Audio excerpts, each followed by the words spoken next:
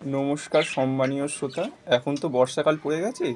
এই সময় আপনাদের পাখিদের একটু ভালো করে যত্ন করতে হবে। আর কিছু খাবার এই সময় পাখিদের যেমন দেওয়া যাবে না, যেমন গরমে আমরা যেসব খাবার দিই, তরমুজ, শসা, এইসব খাবারের মধ্যে প্রচণ্ড বেশি পরিমাণ জল থাকার জন্যে, আর এই খাবার যদি আপনাদের পাখির ঘরে অনেকক্ষণ একটানা থাকে তখন খাবারগুলো নষ্ট হয়ে যায়। সেই খাবার যেগুলো যদি পাখি আবার খেয়ে নেয় তখন ওদের ওদের যেমন ঠান্ডা লেগে যেতে পারে বা পটির সমস্যা হতে পারে। তার জন্য আপনারা এই সময় তরমুজ, শসাটা পাখিকে দেবেন না। এখন আবহাওয়াটাতে একদম ঠান্ডা আছে, আর এইসব গরমের সময় পাখির শরীরে জলের পরিমাণটা কম থাকার জন্যে ওই কারণে তরমুজ, শসাটা পাখিকে দেওয়া হয়। আপনারা চেষ্টা করবেন পাখিকে এই সময় তরমুজ আর শসাটা দেবেন না। আর আর যদি আপনারা গম দেন পাখিকে, গম ভেজানো দিলে আপনারা গমটাকে সুতির কাপড় দিয়ে ভালো করে পুঁচে তখন গমটা দেবেন। দিলে কী হবে, এই শুকনো খাবারটা খেলেও তো সমস্যা হবে না। আর পাখিদের যদি আপনারা সবুজ শাকসবজি দেন, শাকটাকে জলটা ভালো করে ঝেড়ে নিয়ে শুকনো করে নিতে হবে। একদম একদম জল জল থাকা শাক আজ দেওয়া যাবে না। এখন এই সময় একদম বর্ষাকাল, তো এই সময় পাখিদের বেশিরভাগই ঠান্ডা লাগার থেকে পরের সমস্যাটা বেশি হয়।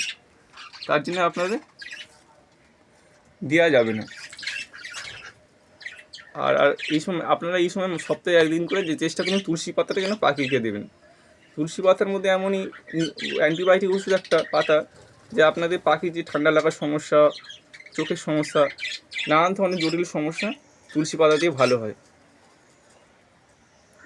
আপনারা চেষ্টা করে সপ্তাহে একদিন করে তুলসী পাতাটা দেবেন। আর সবুজ শাকটা দিলে পরিমাণটা একটু কমিয়ে দেবেন। কমিয়ে দিলে শাকটার পরিমাণটা বেশিক্ষণ যদি শাকটা থাকে, শাকের জলটা যাতে থাকা যাবে না। জল থাকলে ওই জলের মধ্যে দিয়ে ব্যাকটেরিয়া হয়ে যেতে পারে। অনেকক্ষণ যদি থাকে সেই শাকটা যদি খেয়ে নেয় পাখি, ওদের ঠান্ডা লেগে যেতে পারে, পটি হতে পারে।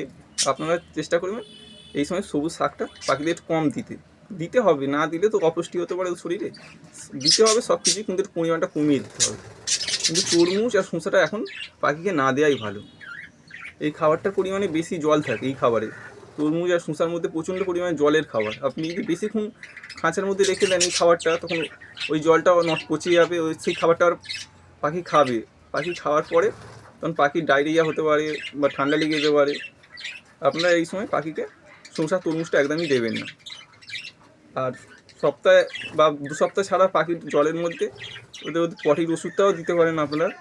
দিলে বর্ষাকালে ভালো হয়, অসুবিধা হবে না। দিলে আপনার কত পাখি আছে সেই পরিমাণ অল্প পরিমাণ জলের মধ্যে পটির ওষুধটাও দেওয়ার চেষ্টা করবেন। আর এই সমুদ্রের ফেনাটা কিন্তু পাখির ঘরে দেওয়া থাকবে। এই সময় পাখি কিন্তু ডিম পাড়ে। এই সিজনটা পাখিদের ডিম পাড়ার সময়। সমুদ্রের এই সময় ডিম পারলে ওদের শরীরে ক্যালসিয়ামের অভাব হয়। তো আমার এই হলো যে ভাঁড়ে যে পাখিটা বসে আছে, 2টো ডিম পেড়েছে পাখিটা। ওই পাখি আগের বারেই পেরেছিল, এবারও পেরেছে। আর সাদা পাখিটা ডিম পাচ্ছে না, কী জানি, ভাঁড়ে ঢুকছে না, পছন্দ হচ্ছে না। ওই সাদা পাখিটা, ওটা ফিমেল পাখি, কিন্তু ভাঁড়ে একদম ঢুকতে চাইছে না। ভাঁড় দিচ্ছে অন্য কিছু, ওই ভাঁড়টার মধ্যে চলে যায়, ওই পাখির ভাঁড়টার মধ্যে যেতে চাইছে, তো এই ভাঁড়ে যাচ্ছে না। আপনারা চেষ্টা করবেন এই সময় পাখিকে যেসব খাবারের জল আছে একটু কম দিয়ে দিই। আর গম ভেজানো দিতে হবে।